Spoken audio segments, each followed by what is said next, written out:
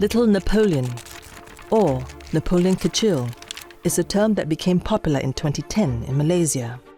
It refers to officials who wield inordinate power in their domains, protected by red tape and bureaucracy. Such forms of corruption are commonplace. Bob, a gig worker, has had several experiences in run-ins with law enforcement. Back when I was younger, whenever there's like traffic violation or whatever, there will always be nudges from like the police officers, as if they were saying like, hey, we can make this go away if you pay us a certain amount. Or they don't say pay us, it would just be hints. I had spent the night in lockout, and that aura of we can make this go away also is prevalent. Most Malaysians feel that paying bribes to expedite processes is pervasive, second only to money and politics. In a 2020 survey conducted by Transparency International, 71% of Malaysians believe that government institutions are highly corrupt. 36% of respondents believe that members of parliament are the most corrupt. The police followed closely behind at 30%. Government officials are perceived as corrupt by 28% of the respondents. Even until today, you still continue to see officials being caught and so on. So this has become so systemic, it's becoming a culture. People are not afraid anymore. They are prepared to take the risk.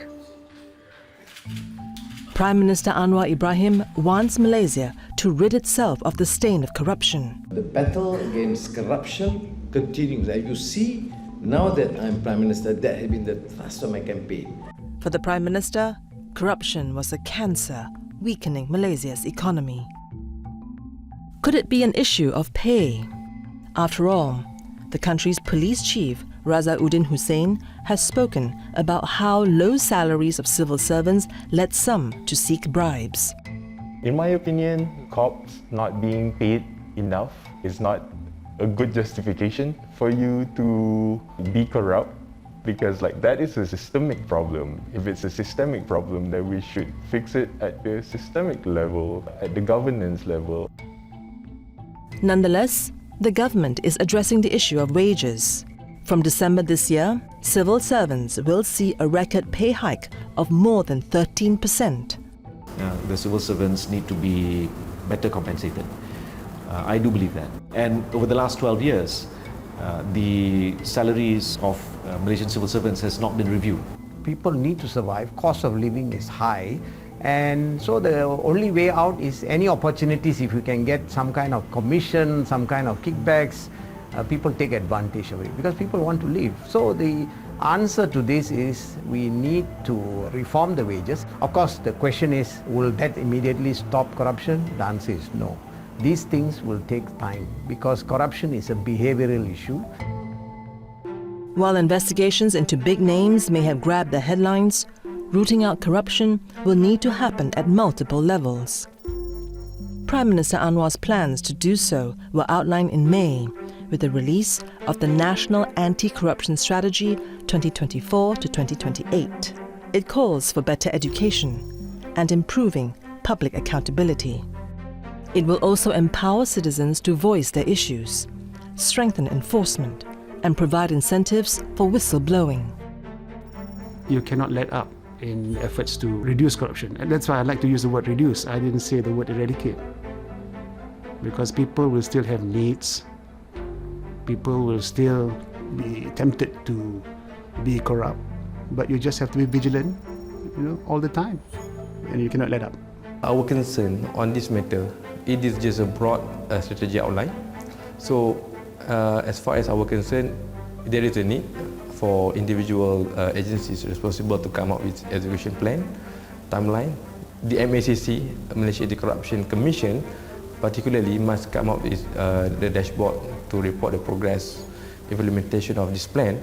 Otherwise, what worries us, this only become a plan, remain as a plan without any execution. Among the challenges that the NAC has highlighted was the lack of political will for change, something the current government wants to address. We have to be firm in our response. We have to be far-sighted in our approach. We have to instill steely resolve in the rakyat that this is for the better. If you are serious about corruption, the first thing you need to do is have independent institutions. And two independent institutions that we require are, first, the Malaysian Anti-Corruption Commission, MACC, must be led by an independent chief. Is he independent? And the second is the Attorney General. Who appoints the Attorney General? But let's return to the MACC and its chief, Azam Baki, the current chief. And if Azam Baki has got allegations of corruption against him, is he subservient to the sitting Prime Minister? These are questions being asked openly. Ultimately, having made fighting corruption a tentpole issue, there is some urgency for the Anwar administration to show progress. After all, over his first year in charge, Malaysians are increasingly dissatisfied with Anwar's efforts to tackle corruption. The Prime Minister has asked for patience.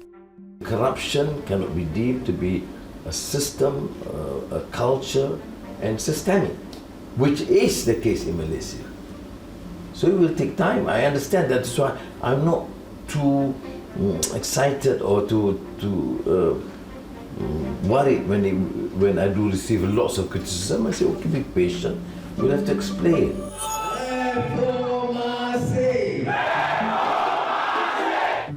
One of the main issues that the current government is facing is how to do the reforms. Because the reforms will touch on every stakeholder in the country, not just politicians, not just ministers, not just parliament, not just civil servants, not just enforcement forces. It is not a one-day kind of job. It takes time, it takes years. The question now is how much time Malaysians will afford the government. Scale of 0 to 10, I would say 4 out of 10. There's still a long way to go for the government. I think it's a good start. I would not venture so far as to say they will succeed, but if small chunks of this castle of corruption can be chipped away, I think that's something good for this country.